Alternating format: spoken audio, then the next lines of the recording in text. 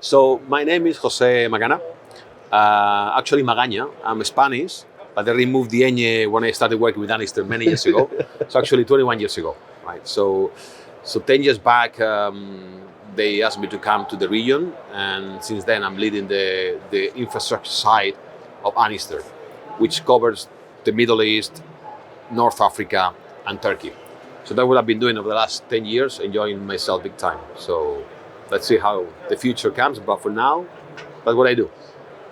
So to me, I mean, obviously I've been here quite long time now, right? 10 years. And when we started, we saw the business still mainly in Dubai, growing in Qatar, but still Dubai was the hub, right? Yeah. And from those days, 10 years back to now, the business has evolved. It's not just only Anixter, right? I think it's the whole business, right? And a lot of countries has to step up. And you see now Saudi Arabia and Egypt just taking the lead, right?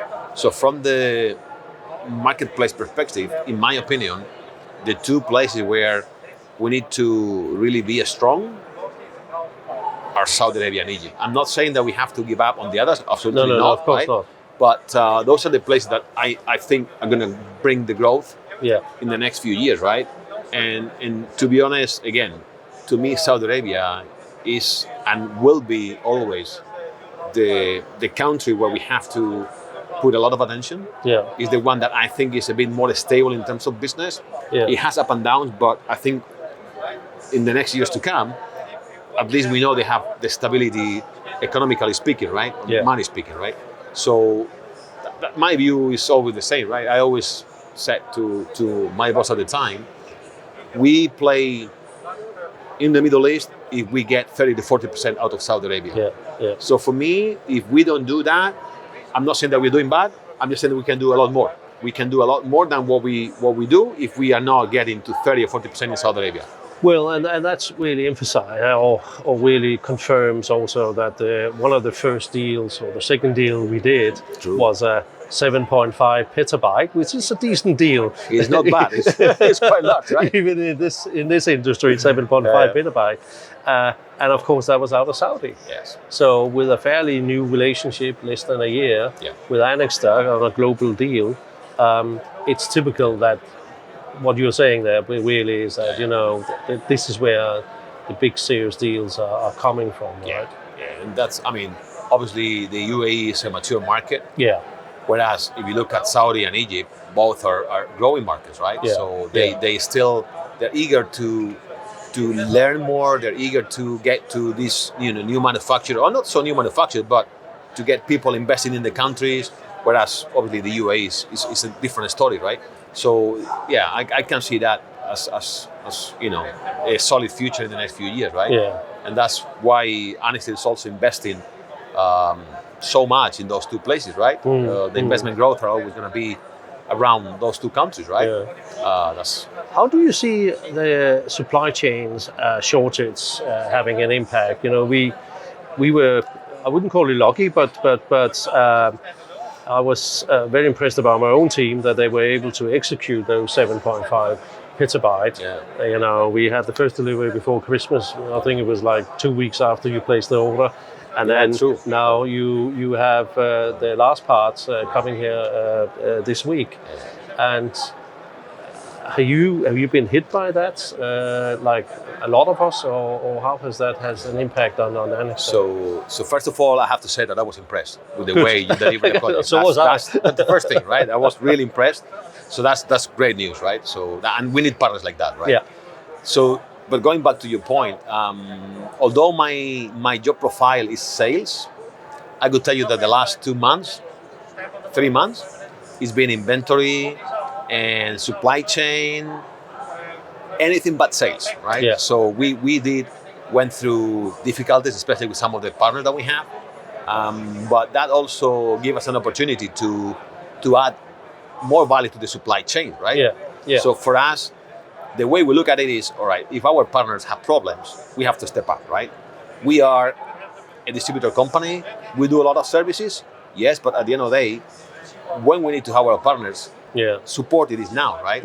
So we suffered, yes, but I have to say that is less than what I anticipated. And the reason being is that we were very proactive. We set up kind of task force committees with the inventory guys, and we were reviewing the stock profiles on a weekly basis. We were having weekly calls with some of our key partners just to understand where the demand was going, how our funnel is looking like, when this project is going to come, and then prepare for that, right? So we have been anticipating a lot more the stock profiles, the order placement. Well, definitely way before like a year ago, right? So I think the anticipation was important, and also for us being a solid financial company, right? The fact that we could bring a stock on the ground beforehand has helped. We know a lot of partners and a lot of clients as well, right? So and that was actually one of the things helping us to do being able to fulfill those very tight delivery times or requirements that the customer had. Is that you have to have a good forecasting system in place. And as you said, I probably found myself in exactly the same situation. One, you're trying to run a company, but you actually get dragged in supply chain in a lot more, because you need to support your supply chain team or logistic team a lot more than they normally would require. Yeah, they need a lot more input than before, right? So, yes. Really trends didn't mean anything, right? In the last 2-3 months, there's no history, there's no data, because that's wrong, right? So we need to adjust everything. Do you think it will change short term? Well, what is your input from the marketplace? What I hear, are we looking at 3 months, 6 months, 12 months? What I hear is that maybe by the second half of the year it would ease a little bit. We are planning as if the whole year is going to be as it is right now. So we rather think that things are not going to improve in the whole year. So we are prepared, and if there is an improvement, happy days, it will be good for us. But I don't think, I think we have to look and think worst case and be ready. And see how that goes, right? I really don't see any improvement anytime soon, to be honest, right? We did a lot of forecasting and preparation for the first Q1 and a bit of Q2. We are right now working for Q2 and Q3 as if nothing's going to change. So we really want to be ready. So we feel more comfortable with that. So. Well, it's something which are hitting everybody on a global scale. It's a hit and miss whether you can get components or not components, right? Yeah, it's almost a miracle in some cases. It's a miracle, right? The challenging part is that obviously the customers, on one side, they have to complain, and that's normal. On the other side, they tell you, you know what, we understand. It's just not only on our work, on our job, it's just only on the day-to-day basis, right? The problem is when the contractors or the system integrators, they sign up to a penalty clause where if they don't deliver on a certain time, and then supply chain becomes a big issue, right? And as a manufacturer, you really, of course, want to do that. We increased and nearly doubled our inventory, and that's one of the reasons why we could do what we did for you guys. But you can't always guarantee that you're not missing, a $10 components, which unfortunately held back, a whole deal for whatever, $500,000. Yeah. So I didn't mention before, but the other part of this whole discussion has been legal, right? And the reason being is what you just said, right? These clauses that everybody has to, or everybody puts in the T&Cs, right? And we've been quite active as well, trying to minimize the potential risk of missing deliveries, because sometimes you cannot do anything, right? So I think we learned a lot from COVID. To be prepared for the unexpected future, right? Nobody was expecting COVID. Everything got delayed, and freight forwarders and all of this, and a lot of people got into a lot of problems because T&Cs were not properly tied, right? We learned a lot from that, and I think, quite frankly, the legal team has done a good job negotiating some of the contracts, making sure that, listen, there's always a risk, but to minimize as much as we can, right? No, that's right. There's a reason why they put up the concept of force majeure, isn't it? Yeah, exactly. If everything went exactly how you were planned, then there was no need to have force majeure. Exactly. So that's why I always think that these times where things are difficult are really good for Anixter, right? The more difficult it is to do business, the better for Anixter, right? I think we're good in difficult times. We're good in complex deals for sure. We're good when things are tough. That's where I think we need to step up, right? That's why I think these days the fact of obviously having this financial strength, the fact of having this global network of warehouses, global network of stock, that gives an edge, and quite frankly, quite a bit of the strongest partner that we have has come to me and said, listen, thank you. We saw the value of Anixter before. Now we really see the value. We experience that in ourselves, right? Yeah. When we pull stock from 3, 4, 5 different warehouses, right?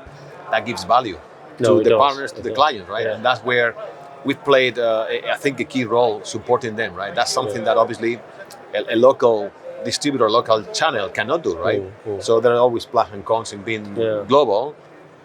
And that played in our favor, to be honest. No, and that's definitely one of the things which has been the positive part of this onboarding process that we have had with Anixter, and we continue to train and so on. But it has been, I have to admit, a very different experience to work with you. You really feel the global reach.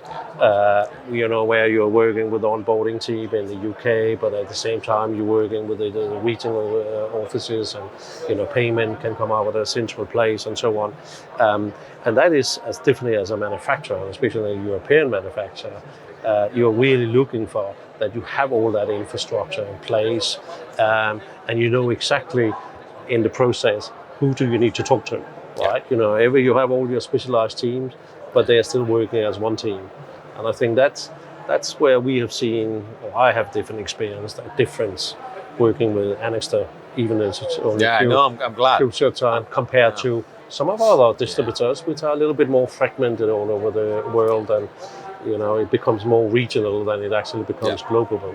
And I'm glad you think that way, and I'm glad to really add value to you, because I'm sure that looking forward, to the future, right? The fact that we started the relationship top down, sometimes it doesn't help. In this particular case, it helps a lot, right? I see the willingness from both teams to do a lot more things than what we did before. I think the strategies are aligned. I think the places where you're investing are the places where we are investing, are the places where we have the biggest potential to grow at the same time, right? So from now on, I think it's all about execution, and hopefully next year we'll sit again here and celebrate. Hey, next year. Yeah, that's true. Well, before next year, for sure. But maybe we'll have this gentleman next year, and we'll celebrate. What's going to be a tremendous year together, right?